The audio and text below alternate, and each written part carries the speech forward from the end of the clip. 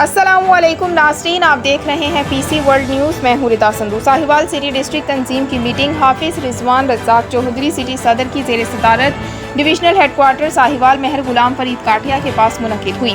ہمارے نمائندے حافظ علی حسن قصوری کی رپورٹ کے مطابق سٹی ڈسٹرکٹ تنظیم کی میٹنگ حافظ رضوان رزاق چوہدری سٹی صدر کی زیر صدارت ڈویژنل ہیڈ کوارٹر ساہیوال مہر غلام فرید کاٹھیا کے پاس منعقد ہوئی۔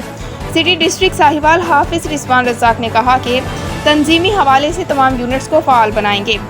تحریک اور پاکستان پیپلز پارٹی کے منشور کے بارے میں بتایا اور تمام عہدیداروں نے یقین دلایا ہم پوری ذمہ داری کے ساتھ تنظیم کے کام کو آگے بڑھائیں گے۔ اور مہر غلام فرید کاٹھیا ڈویژن صدر ساہیوال نے گفتگو کرتے ہوئے کہا بھٹو صاحب کے خواب کو پورا کرنا ہے۔